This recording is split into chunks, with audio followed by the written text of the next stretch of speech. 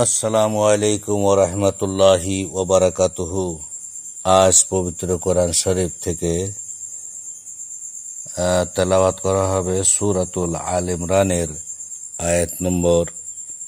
93 থেকে 100 পর্যন্ত এবং তার সাথে সাথে তার বাংলা তরজমা করা হবে ইনশাআল্লাহ। আল্লাহুম্মা সাল্লি আলা মুহাম্মাদি ওয়া আলা আলি মুহাম্মাদিন কামা সাল্লাইতা আলা ইব্রাহিম وعلى آل إبراهيم إنك حميد مجيد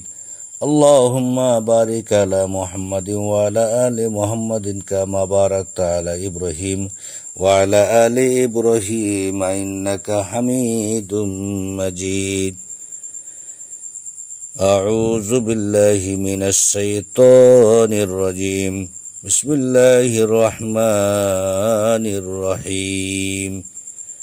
لن تنالوا البر حتى تنفقوا مما تحبون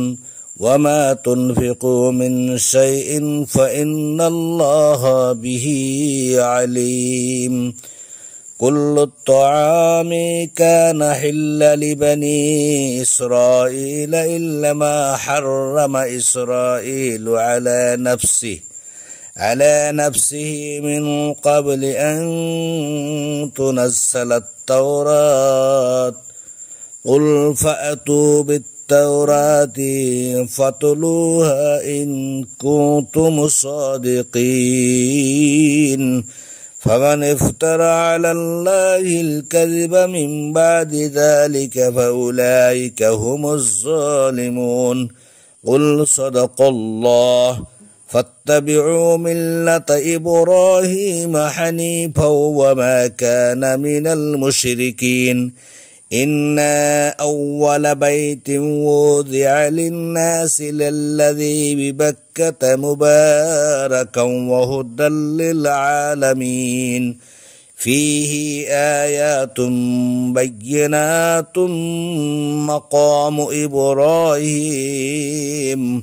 ومن دخله كان آمنا ولله على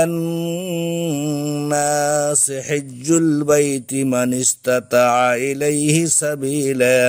ومن كفر فإن الله غني عن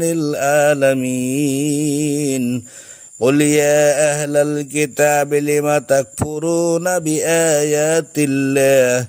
والله شهيد على ما تعملون قل يا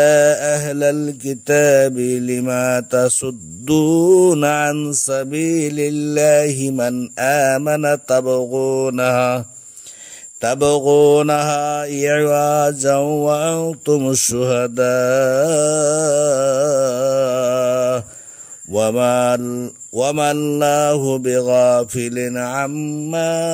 تعملون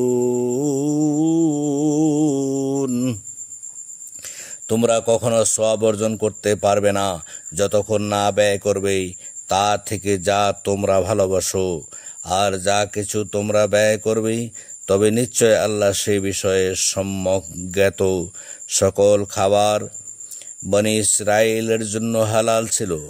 তবে ইসরাইল তার নিজের উপর যা হারাম করেছিল তাওরাত অবতীর্ণ হওয়ার পূর্বে। বলো, তাহলে তোমরা তাওরাত নিয়ে আসো, অতঃপর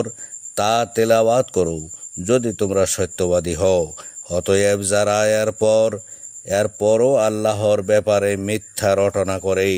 তারা অবশ্যই জালিম। বলো, আল্লাহ সত্য বলেছেন, সুতরাং তোমরা ইব্রাহিমের মিল্লাতের অনুসরণ করো একনিষ্ঠভাবে, আর সে মুশরিকদের অন্তর্ভুক্ত ছিল না। নিশ্চয় প্রথম ঘর